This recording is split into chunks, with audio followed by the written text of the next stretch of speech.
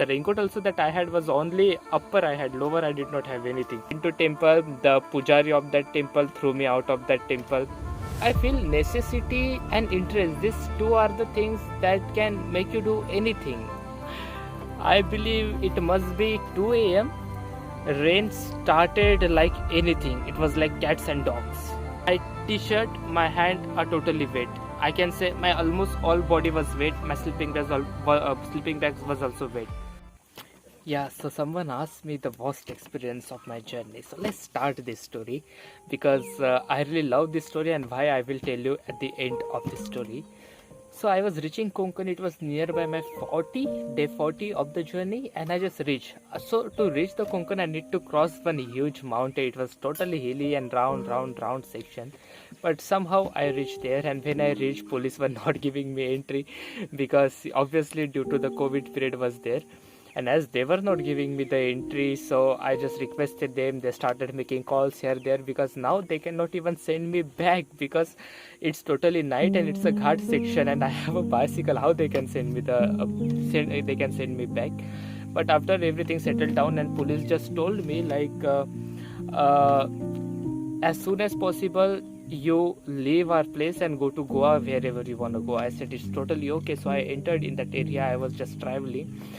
When I reached, it was 5 and rain was already started. Yeah, as I shared the extremely rainy section. So rain was already, it was already raining right there. I'm continuing, somehow protecting myself from the rain by wearing the raincoat. And the raincoat also that I had was only upper I had, lower I did not have anything. But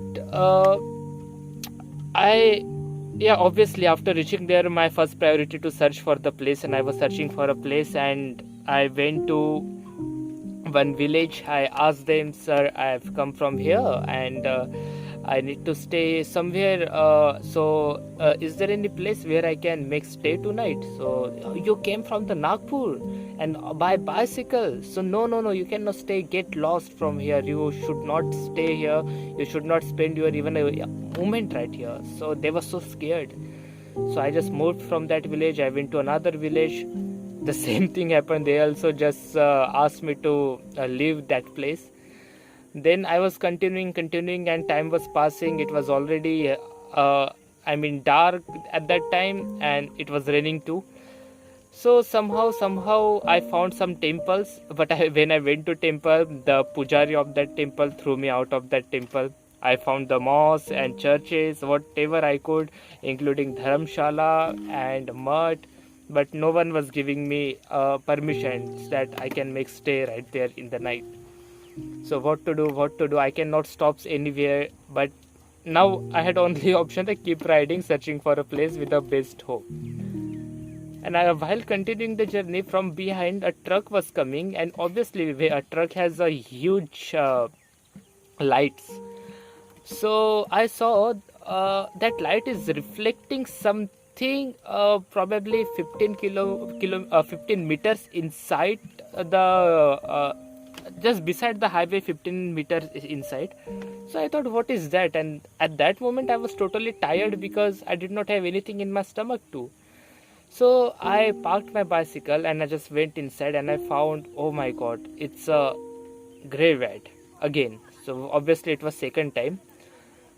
So now what to do, as I did not have any option and my whole body was extremely tired, and just that situation was like, I feel necessity and interest, these two are the things that can make you do anything, and you will have to do that. These two things, we cannot win against these two things. So I accepted that situation, no, because I really did not have any hope. If I leave this graveyard, where am I going to find the place? So when I entered inside, I found the entire graveyard was totally wet due to the rain. It was obviously raining at that time, but as the graveyard has this kind of one triangular structure as a roof, so it was wet but not that much wet. So I started searching for plastic bags in my bag. I found some of the plastic bags. I put all those plastic bags there and I put my sleeping bag there, and on sleeping bag I slept, and I had a very thin layer of bedsheet with me that I used to cover my body, and I just slept. Everything was going harmoniously well, but I believe it must be 2 a.m. Rain started like anything. It was like cats and dogs. It was extremely heavy rain. In our language we call musladhar barish. Like it's coming from this side, it's coming from that side, and the roof is also not totally closed. They leave some space so that air could pass. So all that rain was coming on me. I can say like I was into that rain at that time. So I realized, and when I realized my bedsheet was totally wet, so I thought now I think I should get into that sleeping bag. So I went inside my sleeping bag.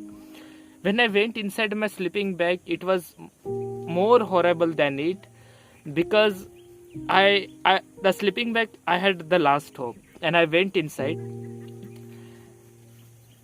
Probably after 15 or 20 minutes, when I removed my one hand from my sleeping bag to just do something like this, I saw my t-shirt, my hand are totally wet. I can say my almost all body was wet. My sleeping bag was also wet. So that option, I became optionless at that time also. So I still remember on that day, to save or to protect myself from that heavy rain, I wore raincoat by 2:30 or 3 a.m. in the morning. I searched a plastic to cover my mouth, and as it is, I entered into that sleeping bag. I put that bedsheet over my sleeping bag, that wet sleeping bag, and whole night I was trying to sleep in that heavy rain, which is, I think I failed to explain this entire experience into the word, because while speaking I can feel that sensation, but I don't know how to convey that sensations. You are 2000 kilometers away from your home. There is nothing in your stomach. There is no one that you can ask help. To whom I will ask the help? No one is ready to help you out. There is no place where you can sleep. There is no one to speak. And you are on a sleeping you are sleeping in a graveyard, and that too in extremely heavy rain. But I feel I am extremely thankful to my that situation, because that time also there were tears in my eyes, but those tears were not the tears of pretending. Those tears were actually the tears of realization, that each and every tear was taking me inside me and bringing something new in me. So it was not the worst experience of mine. That's why I said initially it was the best experience of mine at the same time, because it opened many, I don't know what, but I feel after that incident I became very light. My ego, it started melting down. I could see myself in a different way, that I am nothing.